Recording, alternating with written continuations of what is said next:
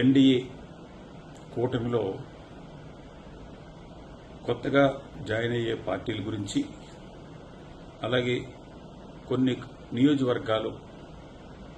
NR Congress నుంచి బీజేపీకి, BJP నుంచి ఎన్ఆర్ కాంగ్రెస్కి చేంజ్ చేసే విషయంలోనూ గత వారం నుంచి ఇక్కడ ఇబ్బందులున్నాయి. మీరు ఇమ్మీడియట్గా రమ్మని చెప్పేసి సెంట్రల్ మినిస్టర్ ఇక్కడ ఇన్ఛార్జిగా ఉన్న మాండీ గారు, అలాగే చీఫ్ మినిస్టర్ రంగస్వామి గారు కూడా నిన్న ఉదయం నాకు ఫోన్ చేసి చెప్పడంతో నేను యానంలో నిన్న ప్రజలందరినీ కూడా పిలిచి రాబోయే ఏప్రిల్ 9వ తారీఖు జరుగుతున్న ఎలక్షన్లో కంటెస్ట్ చేసే విషయం గురించి మాట్లాడాలనుకున్న మీటింగ్ని నిన్న ఉగాది రోజున కూడా నేను ఇంట్లో లేకుండా బయలుదేరి రావడం జరిగింది. నిన్న ఇక్కడ 4:30 నుంచి రాత్రి 1 గంట వరకును, ఉదయం 4 గంటల నుంచి ఇప్పుడు అనగా 4:30 గంటలు, మళ్ళా ఈవినింగ్ 4:30 గంటల వరకు ఒబేలుకి, ఇటు సెంట్రల్ మినిస్టర్కి, అలాగే ముఖ్యమంత్రి రంగస్వామి గారికి, నేను నాతో పాటు జైబాల్ గారు కానీ, లక్ష్మీనారాయణ గారు కానీ,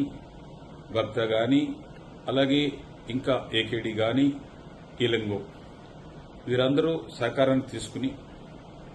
ఎటువంటి ఇబ్బంది లేకుండా ఒప్పించి ఉభయలు కూడా 16, 14 సీట్లు తీసుకునేలాగా రాబోయే రోజుల్లో కేబినెట్లో కూడా ఏ విధంగా ఉండాలి, నామినేట్ ఎమ్మెల్యేలు వచ్చినప్పుడు ఏ విధంగా ఉండాలి, రాబోయే రోజుల్లో రాజ్యసభ విషయంలో ఏ విధంగా ఉండాలి అన్న విషయాలు అన్నీ కూడా చర్చించి నా ప్రెజెన్సీలో ఈరోజు సైన్ చేయడం, నాకు ఇచ్చిన బాధ్యతని తూచా తప్పకుండా నేను పాటించినందుకు ఉభయలు కూడా, ఇటు సెంట్రల్ మినిస్టర్ కానీ, అలాగే చీఫ్ మినిస్టర్ గారు కానీ, అలాగే మిగిలిన రంగస్వామికి సంబంధించిన నాయకులందరూ కూడా ఇది మల్లాడి రావడంతో